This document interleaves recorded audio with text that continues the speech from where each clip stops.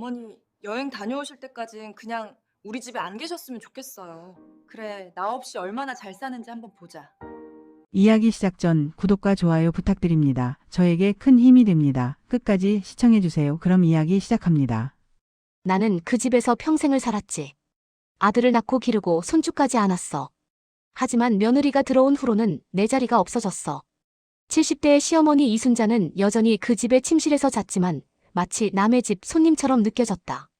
아들 부부와 함께 사는 이 집에서 정이라는 며느리는 처음부터 시어머니를 눈엣가시로 여겼다. 집안일 하나 제대로 하지 않으면서도 말이다. 손주는 자주 할머니 방 냄새 난다고 툰투루 말했고 아들은 아내 편을 들기만 했다. 시어머니가 밥을 차리면 엄마가 하신 음식만 먹겠다고 했고 시어머니가 손주를 안으려 하면 할머니한테 패 끼치지 말라고 했다. 그 모든 말과 시선들이 시어머니의 가슴을 깊이 파고들었다. 어느 날 정희는 더 이상 참지 않기로 한 듯 대놓고 말했다. 어머니, 이번엔 여행 말고 그냥 시골에 오래 계시면 안 돼요. 여기서 편히 쉬시고 싶으신 마음도 알겠지만 솔직히 어머니가 계시니까 애들 교육에도 안 좋고요.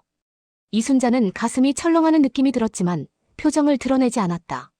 그저 조용히 웃으며 고개를 끄덕였다. 그래, 내가 손이 많이 가겠구나. 내가 너무 짐이 되었나 보네. 정희는 시어머니의 순한 반응에 안도한 듯했다. 그 밤 시어머니는 자신의 침실로 들어갔다. 오래된 나무 서랍을 천천히 열었다. 그 안에는 수십 년을 모아온 통장들이 있었다. 녹색 통장, 파란 통장, 빨간 통장. 각각의 통장에는 아들 이름으로 된 계약금, 사업비, 손주 교육비 등 수많은 송금 기록이 있었다. 또한 이 집의 등기부도 있었다. 시어머니의 명의로 되어 있는 그 집. 시어머니는 천천히 통장을 들었다 놨다를 반복했다. 그래, 이제 그만 비켜줄 때가 됐지. 하지만 내가 가져간 건 모두 내 돈이야. 내 인생의 최후 결정을 내려야겠어. 이순자는 그 다음 날 아침 일찍 일어났다. 아들과 며느리가 직장으로 나간 후 조용한 집에서 휴대폰을 들었다. 손가락이 떨렸다. 법률사무소 김 변호사 시간 있으세요? 1시간 후 시어머니는 택시에 몸을 실었다. 누구에게도 말하지 않고 서울 강남의 한 사무실 건물로 향하는 그 택시 안에서 시어머니는 가슴이 철렁거렸다. 하지만 결심은 흔들리지 않았다. 변호사 사무실에 들어선 시어머니를 맞이한 것은 50대 중반의 여성 변호사였다. 어머니, 뵙게 되어 영광입니다. 무엇을 도와드릴까요? 시어머니는 천천히 입을 열었다. 모든 것을 말했다. 며느리의 무시, 아들의 침묵, 그리고 자신의 재산에 대한 불안감. 제 돈이 제 손 안에 있지 않으면 불안해요. 만약 제가 먼저 가면 그 여자가 제 돈을 다 쓸 것 같아요. 변호사는 침착하게 노트를 적었다. 어머니께서 원하시는 게 무엇인가요? 제 재산을 며느리 이름으로 옮기고 싶어요. 하지만 조건이 있습니다. 변호사의 눈이 반짝였다. 어떤 조건인가요?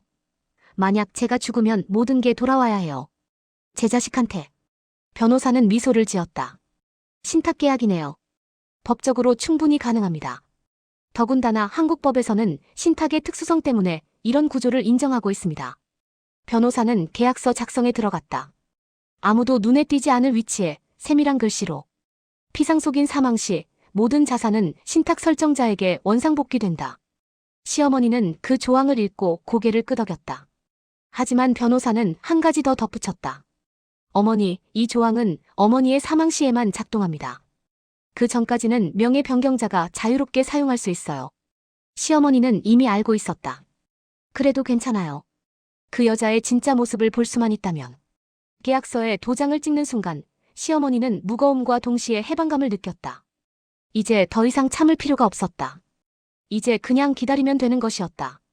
여름방학이 되자 정희는 남편 몰래 여행 계획을 세워뒀다. 아니, 정확히는 남편 모르게 시어머니의 돈으로 가족 전체를 제주도로 보내려 했다. 어머니, 이번엔 어머니를 위한 여행입니다. 저희랑 가셔야 해요라고 멋진 말로 포장했지만 실은 일주일 내내 시어머니 없는 집에서 지내고 싶었던 것이다. 하지만 시어머니는 내가 어디 가서 뭐 할 거 있냐며 거절했다. 정희의 얼굴이 환해졌다. 드디어 그 얍잔한 노인을 혼자 두고 떠날 수 있게 되었다. 여름 태양이 내려쬐는 가운데 정희 가족은 공항으로 향했다. 아들과 며느리, 손주까지. 누구도 시어머니를 돌아보지 않았다. 며느리 식구가 제주도로 떠난 그 다음 날 오후 조용했던 집에 움직임이 있었다. 시어머니는 작은 트렁크 하나와 종이봉투 몇 개를 들고 천천히 집을 나섰다. 그녀의 발걸음은 확실했다. 마치 오래전부터 준비한 일처럼. 32년 동안 살아온 그 집. 손자를 안고 첫 발걸음을 뗀 거실. 남편의 영정사진이 있던 방. 모든 것을 뒤로하고 시어머니는 나섰다. 사흘이 지나고 나흘이 지나고 사흘이 더 지났을 때 아들과 며느리가 노을빛의 공항에서 내렸다. 짐 가득 사진을 찍고 활짝 웃으며 집에 돌아왔다. 해변 모래와 햇빛이 가득한 옷자락을 펄럭이며. 하지만 집의 현관에 들어선 순간 세상이 멈췄다. 청색 조명을 깜빡이는 경찰차가 집 앞에 정차해 있었다. 3명의 경찰관이 집 현관에 서 있었다. 아들의 얼굴이 창백해졌다. 안녕하세요. 저희는 부동산 전세금 반환 관련으로 나왔습니다. 경찰의 말에 정희는 고개를 갸웃했다. 무슨 말씀을 하시는 거예요? 이 건물의 소유주 변경이 이루어졌습니다. 더 이상 귀하의 명의가 아니라 새로운 소유주에게 전세금을 반환해야 합니다. 경찰의 말이 끝나자마자 정희는 비명을 지르며 외쳤다. 저 늙은이가 우리 집을 팔았어요. 미쳤어요. 어디 있어? 어디 있는 거야? 경찰들은 등기부등본을 꺼냈다. 확인해보니 집의 등기명의가 이순자에서 다른 성씨의 이름으로 완전히 변경되어 있었다. 정희의 비명과 아들의 절망적인 표정이 섞여가며 그 집에는 혼란과 공포가 가득 찼다. 그 밤 뉴스에는 충격적인 기사가 떴다. 80세 노모, 치매로 인한 재산 피해 발생 자녀들이 법적 조치 추진 아들의 인터뷰가 방송에 나갔다. 제 어머니는 치매가 있으셨고 어떤 사기꾼에게 속아서 집을 팔아버리셨습니다. 카메라를 향해 울먹이는 아들의 모습이 전국으로 방송되었다. 시어머니 이순자는 지방의 한 요양보호원에 자리를 잡았다. 처음에는 자신도 일을 도와달라고 청했지만 몇 주가 지나자 자신이 봉사를 시작했다. 매일 아침 일찍 일어나 다른 노인들을 돌봤다. 밥을 차려주고 약을 챙겨주고 이야기를 들어주는 일들이 그녀의 일과였다. 요양보호원의 원장은 이순자의 헌신에 감탄했다. 할머니 정말 대단하신데요. 어떻게 자기 일도 아닌데 이렇게 잘하세요? 시어머니는 미소만 지었다. 사실 더 이상 자기 일이 무엇인지도 잘 모르겠었다.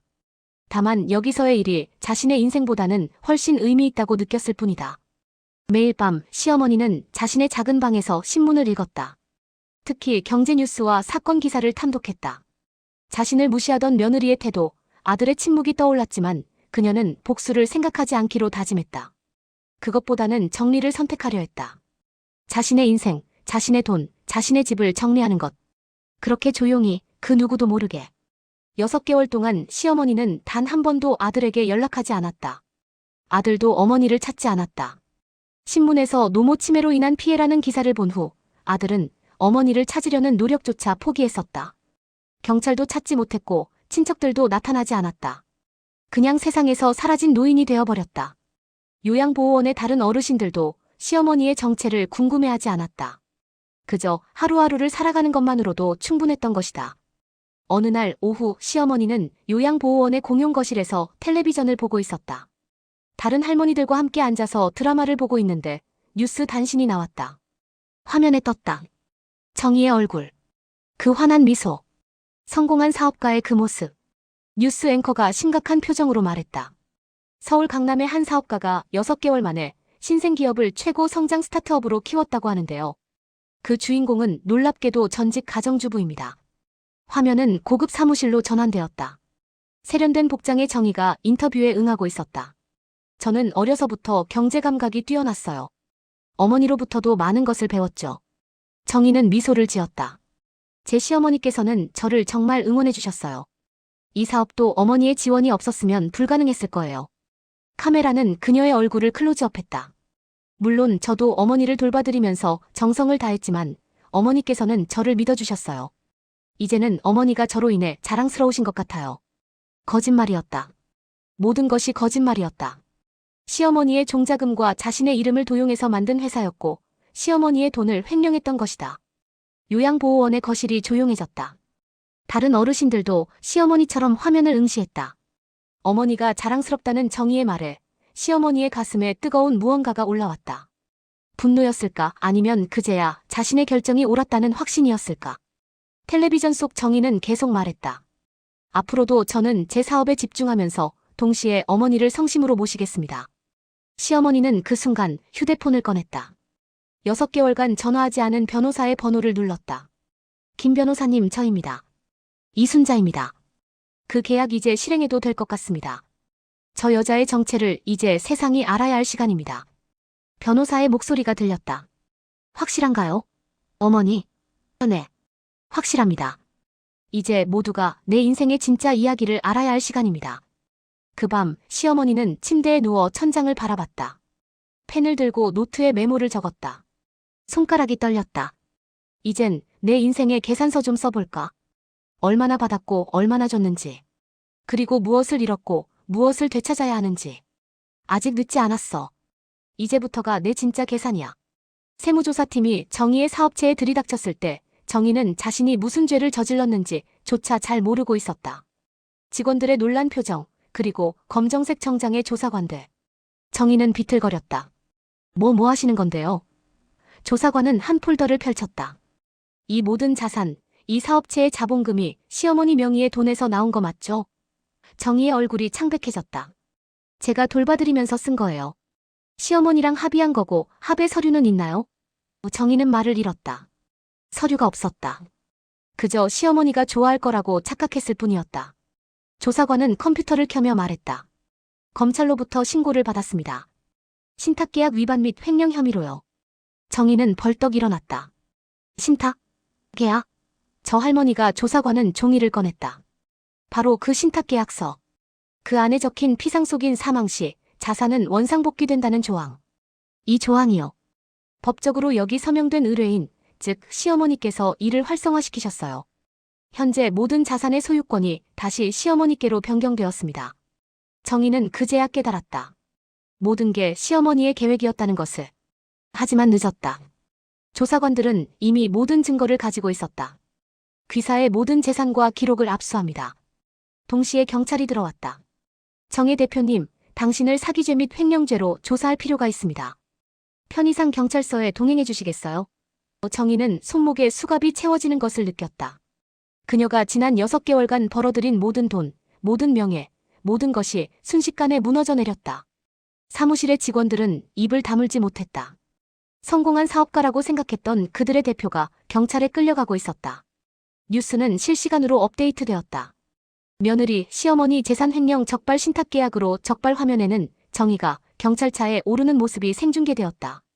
공중파 카메라 앞에서 공개적으로 모두가 보는 앞에서 집으로 돌아온 아들은 시어머니를 찾았다. 경찰로부터 연락을 받은 후 변호사 사무실의 주소를 받았다. 그리고 거기서 시어머니를 만났다. 아들은 변호사 사무실의 문을 열고 들어섰을 때 모든 것이 현실처럼 느껴지지 않았다. 어머니는 조용히 앉아 있었다. 어머니의 눈에 눈물이 맺혀 있었다. 어머니 아들의 목이 메었다. 그는 무릎을 꿇고 울었다. 어머니 왜 말씀 안 하셨어요? 제가 알았으면 며느리를 말렸을 텐데요. 제가 어머니를 보호해드렸을 텐데요. 시어머니는 아들의 눈을 들여다봤다. 그 눈 속에는 후회와 죄책감이 가득 찬 것을 보았다. 하지만 너무 늦었다. 너무나 많은 것이 지나갔다. 넌 한 번이라도 나 편 들어줬냐? 절대 안 그랬지. 미안해도 나중 인사는 소용없어. 이제는 늦었어. 내가 스스로 나를 지키기로 했어. 그게 내 답이다. 아들은 더 이상 할 말이 없었다. 며느리는 방송에서 사기 혐의로 조사를 받으며 그토록 자랑하던 며느리 성공 신화는 순식간에 무너져 내렸다. 신문 일면은 가정 내 재산 횡령 사건, 노모를 속인 며느리라는 헤드라인으로 도배되었다. 방송국의 메인 뉴스에서는 신탁계약으로 복수한 노모라는 제목으로 이순자의 이야기를 다루기 시작했다. 다큐멘터리 프로그램까지 나왔다. 그것은 더 이상 가정 내의 비극이 아니라 전 국민의 관심사가 되었다. 정의는 모두의 손가락질 속에서 경찰 조사실의 냉한 의자 위에서 자신이 무엇을 했는지를 비로소 깨달았다. 그리고 그것을 하게 만든 사람이 누구인지도. 세상은 시어머니를 영웅이라고 불렀다. 하지만 시어머니는 그 호칭을 받을 생각이 없었다. 그녀는 그저 자기 인생을 되찾으려 했을 뿐이다. 자기 존엄을 지키려 했을 뿐이다. 한 번도 되돌아보지 않고 시어머니는 조용히 새 집으로 이사갔다. 돈은 충분했다. 오히려 시어머니의 모든 재산이 돌아왔을 뿐 아니라 법적 보상금까지 받았다. 하지만 시어머니가 고른 집은 서울의 화려한 강남이 아니었다. 작은 지방도시의 한적한 골목, 작은 정원이 달린 서너 평의 단독주택. 거실에는 손자 사진 하나, 그리고 빈 의자 2개가 놓여 있었다. 하나는 아들을 위한 것이고 하나는 혹시 모를 손님을 위한 것이었다. 시어머니는 미소를 지으며 혼잣말을 했다. 이제야 내 집 같네. 그래, 당하고도 웃을 줄 알아야 복수가 완성이 되는 거야. 내가 이겼다고 생각하고 웃는 게 아니라 내 인생을 되찾아서 웃는 거야. 그게 진짜 웃음이야. 그녀는 오래된 라디오를 켰다. 지지직거리는 잡음 속에서 로컬 FM이 나왔다. 한 노인이 신청한 트로트곡이 흘러나왔다. 참았던 세월이 꽃이 되네. 모진 손길도 봄바람 되어 내 마음을 어루만지네. 시어머니는 뜨거운 차를 따랐다. 김이 피어오르는 잔을 손에 들고 창밖을 바라봤다. 정원의 목련이 한 송이 피어나고 있었다. 그 꽃들은 겨울의 혹독함을 견디고 피어난 것들이었다. 마치 시어머니 자신처럼. 저 멀리 도시에서는 여전히 며느리의 비난이 이어지고 있을 것이다. 하지만 여기 이 조용한 집에서 시어머니는 평온함을 찾았다. 그것이 진정한 복수였다. 누군가를 무너뜨리는 것이 아니라 자신의 인생을 되찾는 것. 자신의 존엄을 회복하는 것. 아들은 가끔 방문했다. 어머니에게 용서를 빌었고 시어머니는 얼굴을 붉히지 않은 채 그를 받아들였다. 손주도 커가고 있었다. 그 아이는 이제 할머니와 함께 정원에 앉아 목련의 꽃말에 대해 배웠다. 할머니, 목련은 뭔가 특별한 꽃이에요. 시어머니는 미소 지으며 대답했다. 그래, 정말 특별한 꽃이야. 가장 먼저 피어나고 가장 늦게 져가는 꽃이지. 마치 우리처럼. 화면은 천천히 멀어진다. 라디오의 목소리가 점점 희미해지고 시어머니의 모습이 작아진다. 하지만 그 미소는 여전했다. 마치 인생이 자신의 편이 되는 순간을 알고 있는 사람처럼. 마침내 검은 화면에 흰 글씨가 떠오른다. 며느리에게 당하고도 웃던 시어머니, 6개월 후 모든 게 뒤집혔다. 그리고 마지막 문장이 나타난다. 진정한 복수는 웃음이다. 그리고 진정한 승리는 자신의 삶을 되찾는 것이다. 모든 이야기를 시청해주신 여러분께 진심으로 감사드립니다. 앞으로도 좋은 영상으로 또 찾아뵙겠습니다. 좋아요와 구독은 큰 힘이 됩니다. 행복하세요.